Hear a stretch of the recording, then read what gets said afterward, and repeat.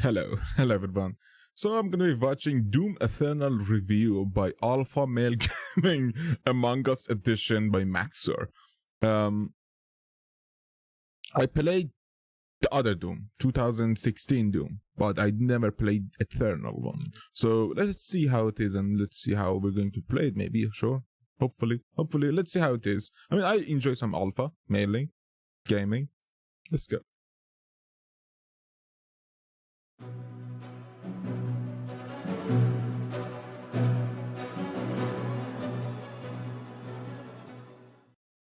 Three, two, one, go. I swear to God, if you throw me into that portal, I will fuck you were never one of us. You were nothing but an imposter. Oh shit! It is Among Us. Sus. People said that picture is him. The picture of that dude crawling is him. Every picture almost is him. I wonder if the anime picture is him too. Maybe he's Vtuber all along. Yeah, and people said, yeah, he has a lifelong dream of collabing with Vtuber. Hopefully every other Vtuber too. Doom Eternal is a game with so much testosterone dripping from its orifices that it caused me to create a son via mitosis. In this adventure, you play as John. That's cursed as fuck. Doom, a man stricken with irrationally severe autism who does not consider or think through his actions and effects on other people. And Holy in his shit! quest to save mankind, kills God, and Satan God, who is also himself. If this in-depth and engaging, hardcore male gameplay sounds appealing, then I've got the fucking you. Yeah, the traps are fun. The traps are always fun. Game for you. But this game is of course the sequel to the person. critically acclaimed Doom 2016 with a few key differences. Alright then, buddy. I'm going to shit yourself. Which meaningfully extends and builds off of the What? gameplay and challenges that we love. Then extends them some more off of a fucking cliff until the product that emerges out the other side resembles crack concentrate. If you're watching this, I'm assuming you've probably played the game since I don't actually want to help people buy things. Expensive. I'm here to entertain people, and if you're clamoring for entertainment and haven't purchased this game yet, do yourself a favor. There's enough male hormones here to transition some. I can't get over the fact that he's putting the him. What was his name? The pink girl who was a male but is not a girl. What? I don't know. I mean, I watched some hentai of him just because. Fuck you. And I can guarantee you results, my fellow Sigma males. So whether you're a psychopath like me or new to modern Doom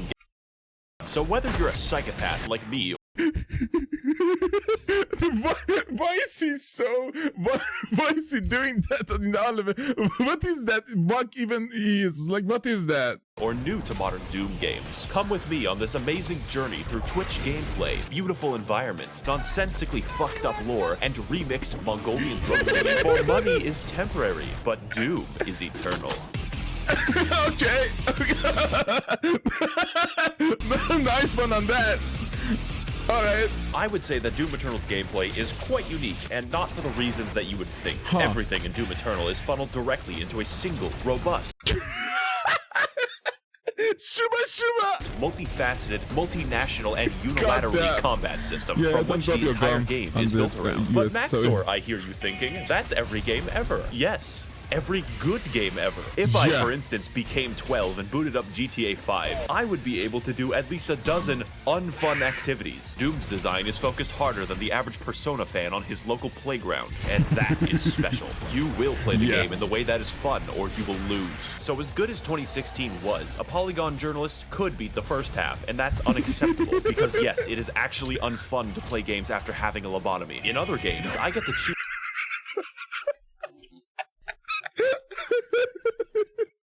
These fucking cuts are gold! Between things like stealth, vehicles, or outright combat. Yet Doom Eternal asks the question, why not force you to use every mechanic all the time without stopping? In a world where AAA studios try to pander to everyone, it's refreshing to have a game that sets out to do one thing the best, and actually have developers who give a shit about linear design and gameplay, and give a shit Look at them though. Oh my god.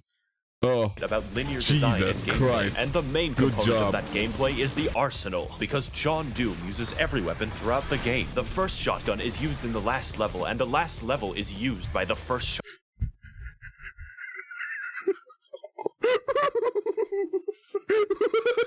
When you get an upgrade, it isn't a replacement, it's a genuine addition to your arsenal. Every one of them has specific uses, and yet these don't interfere at all. They enhance. How do I kill an enemy? Well, shoot his hands off, fire a rocket, fire a ballista, fire flame, freeze him, fire on his freeze and froze shotgun, brain aneurysm. Just as important as how you kill is how you heal and how you restore. Fortunately, the aggression of this game rivals my dog in a kindergarten. Like real life, the only way to get ahead of the competition is to kill them. How do I heal when low? Kill them. How do I get ammo back? Kill them with a chainsaw. In addition...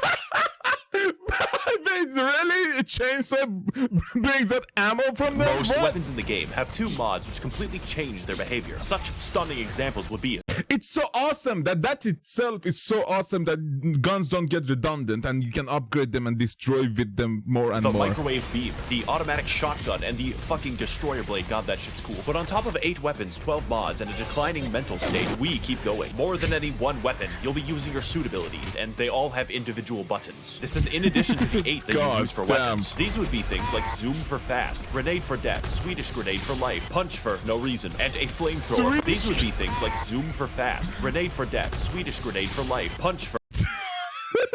What? Swedish grenade for life? As in for health, or life as in forever? No reason. And a flamethrower for armor. I play Invoker in Dota 2, and this... Ha! My fucking fellow Dota player! Invoker for life, baby! Yeah, that's I said it. Fuck League of Legends. Shit makes me... And a flamethrower for armor. I play in... I mean, to be fair, playing Invoker the first few months is gonna make you a bit angry at your fingers. Because... if you don't know what Invoker is, fuck you. Invoker in Dota 2, and this shit makes me play my keyboard like it's a fucking Moonlight Sonata. I thoroughly recommend playing PC and never using the weapon wheel for maximal Ritalin output. And if you can't switch weapons fast or play on easy mode, that's fine, man, we're all busy. How about I give you 2 more buttons? True. You thought I was done. There's 2 ways to kill a demon in Doom Eternal, the fun way or the funny way. And to maximize the funniness level, we have the Crucible, which is a direct, instantaneous kill on every enemy. Giant area boss, dead. Previous area boss, dead. The final boss. Holy shit. Now I hear you thinking, Josh, that sounds pretty strong. Oh boy, buckle your ass. Because the second super weapon on my extensive list of 2 things is the BFG, which canonically stands for Big Fucking Gun. Also... So fucking... Are you serious? Also canonically, it fires a hole directly into the core of Mars. You can't just shoot a hole into the surface of Mars. Now, I could kill an enemy the long way, or I could kill him and his dog faster than the ATF at Waco. It clears out everything you can see instantly. I don't know what ATF as Echo is, so actually. thankful the game limits how many times you can do Let's Waco. go and read it. National Puppy Day. Wait, what?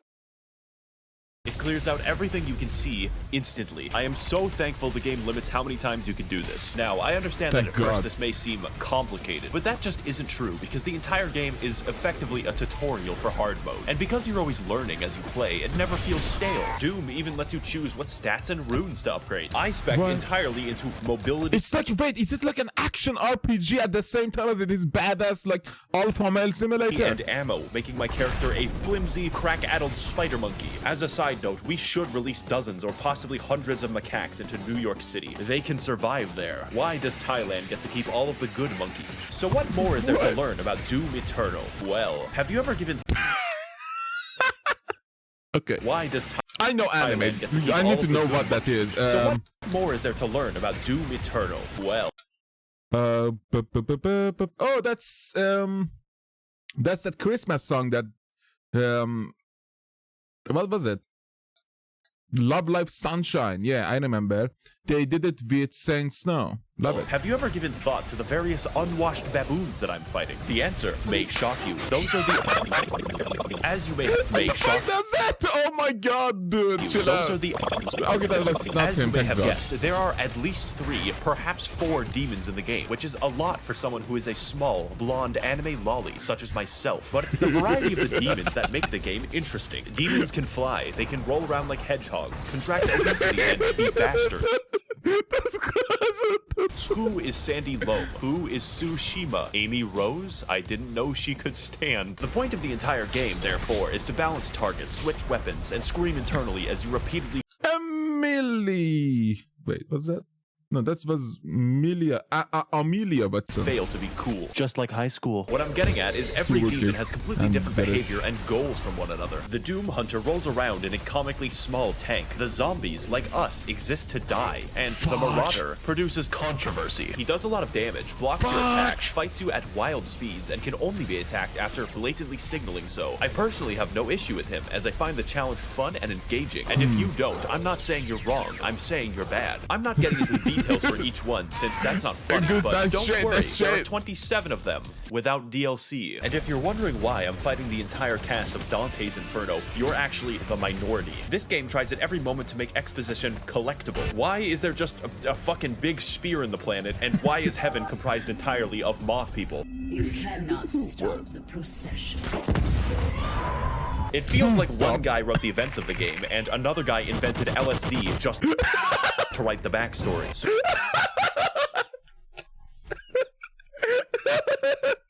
why can't we have more games like I'm that? going to combine both of them into a single, accurate interpretation of the Doom lore. If I say something objectionable, just pretend that it's right. Oh my god. Lore. Holy shit. One Brazilian years ago, there was a guy named The Dad who was effectively God, and he made moths in lamp heaven called the Makers. Every 10,000 years, all moths combine their collective consciousness into one gigamoth called the Con Maker. Okay, what is the sauce on that moth? Tell me in the comment if you know, because I would open some consciousness into one gigamoth. Oh my god. Okay, maybe not, because like, okay, that dude doesn't look like he's happy about the things that are happening to him. Called the Con Maker, who is the Moth Pope. So the moths rule over the galaxy, sort of, until Earth happens, and then we start fucking everything up. The Moth Pope. Question is, wait, is this really a moth, or a moth is a race of people who are not really the moths? Finds John Doom after a spree of murders, and he explains to her that yes, hell exists. It's weird that humans knew about hell before God. Anyways, the Moth Pope, after finding out that hell is real, very reasonably decides to sacrifice a planet to it. See, it turns out that God literally pieced the fuck out like 10 million years ago and let the moths do whatever they wanted. So now the Con Maker cannot be replaced and cannot die, so she sort of goes insane from the constant immortality. Now the plan is to get some of that sweet hell energy by repeatedly sacrificing entire planets to the Dark Lord in exchange for it. Meanwhile, a sentient robot named Samuel Hayden is very busy on Mars. Earth has this problem called climate change, and we need to find a new energy source. So instead of something hard and difficult like solar power, Samuel Hayden is like, what if we extract this cool blue energy from hell? Also, it's on from hell. Okay, that should set few alerts. Mars. Earth does this until Hell begins breaking into Mars and John Doom stops them, which is the plot of Doom 2016. This makes Samuel Hayden mad because he's funded by the Koch brothers and really doesn't want to build a windmill. So instead of destroying the demonic crucible, he just brings it back to Earth and catapults John Doom into the backstory planet. If you think that sounds unreasonable, just remember that we considered blotting out the sun before building a fucking solar panel. True. That's true. That's holy shit, that's fucking I think humanity sometimes at the early stages of like advancements are a bit retarded. Just saying. Unsurprisingly, demons invade to recycle Earth into blue energy for the Moth Pope, so John Doom has to fight both Catholics and hell. And as you go through the game, you might notice that what the fuck is that? Who's behind demons Pope? invade to recycle Earth into blue energy for the Moth Pope, so John Doom has to fight both Catholics. Who the fuck is and hell. And as you go through the game, you might notice that it just brings up random shit at will. Like, oh sorry, the Soul Factory is being held there by 2 gigantic titans. And it's like, okay, I guess Attack on Titan is real now. Doomslayer, you'll need this knife to kill my son. Oh shit, what'd he do? He's the giant uncontrollable demon titan. The plot of the main game, to understate it, is psychotic and acts as an increasing checklist of galactically convoluted tasks. Just in this one game, John Doom finds an ancient city like 3 times, goes to the North Pole to kill Santa, fights Croatia, does a little trolling, does a little cockfighting, invades heaven, and permanently kills God, but we'll get back to that. Doom 2016 took place on Mars, but this game has you slung around the universe on a fucking bungee cord, so I understand completely when people say they don't play Doom Eternal for the plot. They're just wrong. I play Doom Eternal for the plot, and that might sound strange to you, but Eternal's plot is pure insanity, and it does everything that it needs to. We are painfully aware that the plot exists as a contrivance because the environmental designer went fuck. We are painfully aware that the plot exists as a contrivance.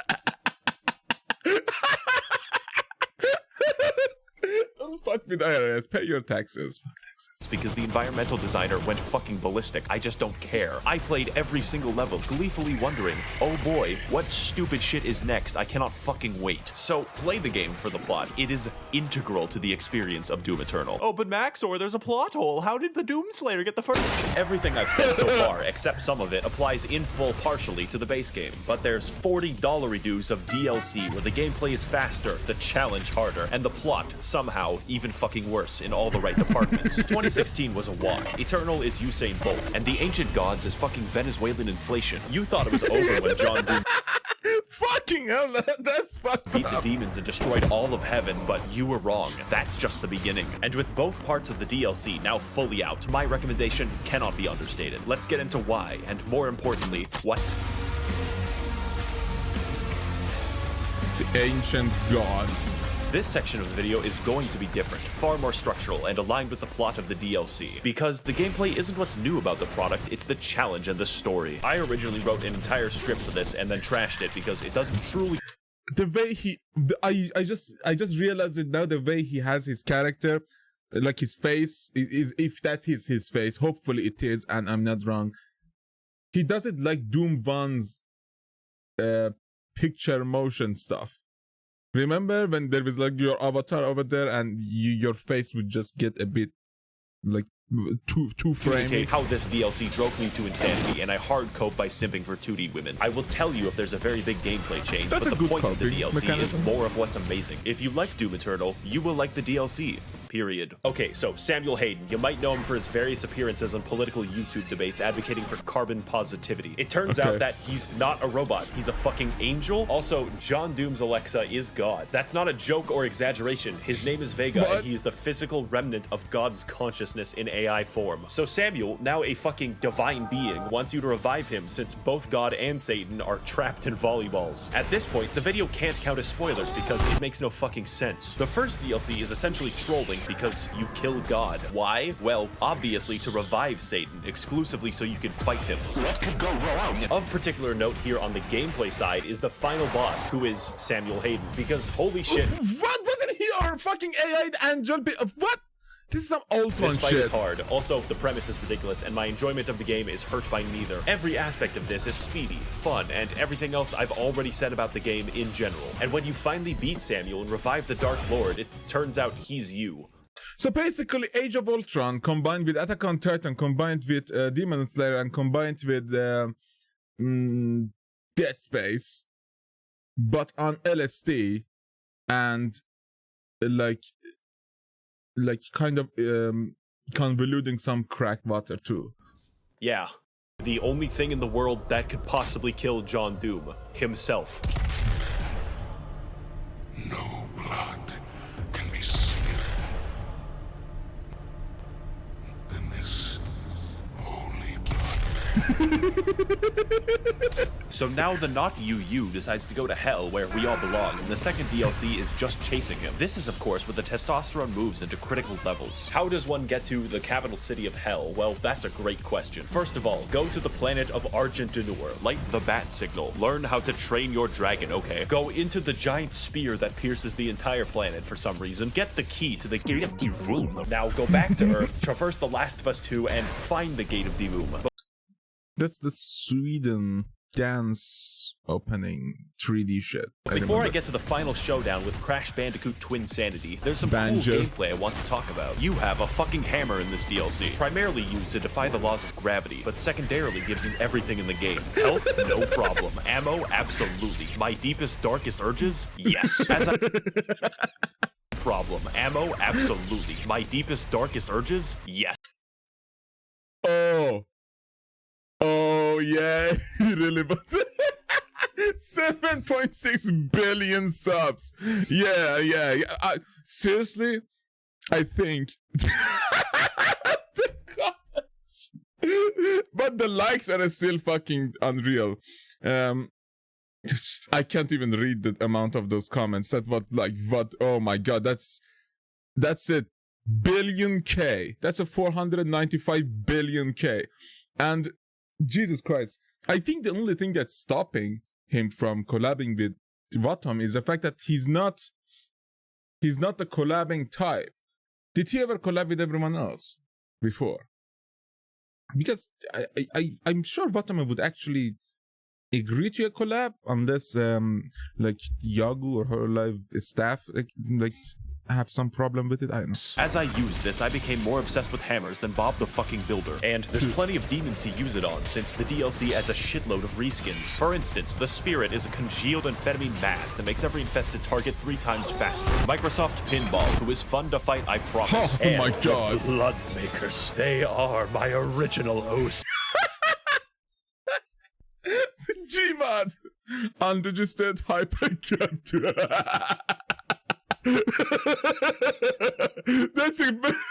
Is that a reference to fraps? Unregistered fraps that people use? Okay, that might be one of the best things I've seen. That's some big brain editing there. See, do not steal it. So now that we've reached Cleveland, it's time for the DLC to gain. I need to dry my eyes.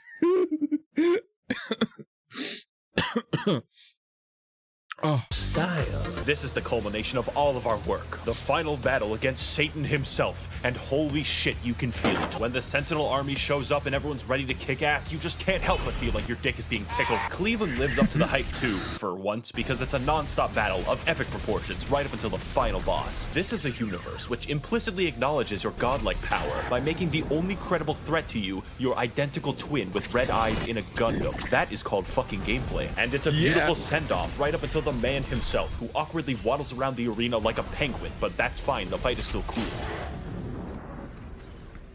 Wow, you know, it's so sad that Steve Jobs died of Ligma. Who the hell is Steve Jobs? Ligma balls. Got him! Surely after making this... Now, before we defenestrate, there's a few details I want to talk about that truly complete this game, make it a real 10 out of good. Firstly, I would classify the music of this game as metal without guitars, and I fucking dig it so much. How do you make metal without a guitar? Well, you sample Mongolian throat singing and your lawnmower. It just sounds so good. Normally, music isn't very important, but it's so good that it becomes important. And the role... Dude, there is one music that I listen every day from Doom... The first, the Doom 2016. What was it? I don't know the name. Never mind. Just plays in setting your mood is vital. Also, the main composer Mick Gordon, like me, hey there. Fuck it! I'm gonna find it. I know. This one, Rip and Tear. I listen to this fucking on occasion a lot. I mean, I used to listen to this like just for fun of it. Now I listen to it just on principle. Oh, it's so good, man. It's so fucking good.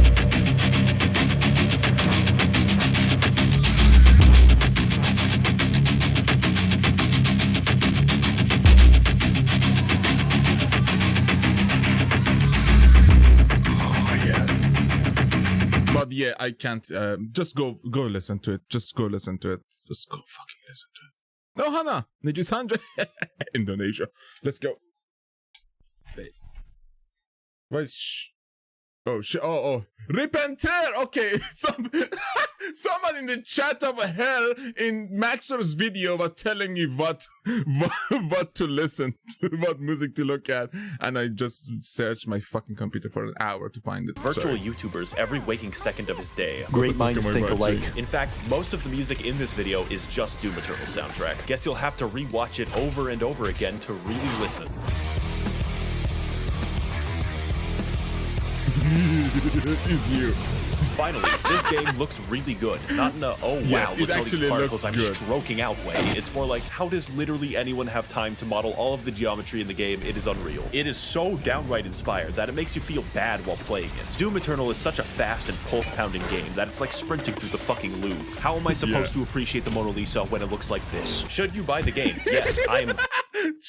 True. Sometimes when you want, I checked out when you started it on a wheelchair. I checked out that like some of the scenes, but like the story doesn't let you to enjoy it a bit after maybe a checkpoint or in some areas. But yeah, after you kill enemies in an area, you can actually stop and just fucking take it in for a second. Why is my camera tilted?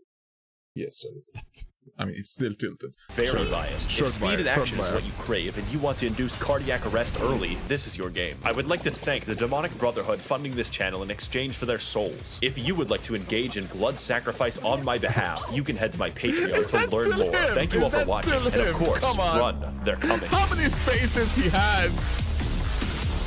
This is a threat. The only fear what the only fear we have is you, but I don't know. I'm too hyped to play this now. Fuck. Such a good fucking shitting game. I love it. But yeah, I mean, the editing is just so good, and he's a fan of VTubers and anime and otaku culture as well, so I love that side immediately. And of course, Doom. Absolute chaos.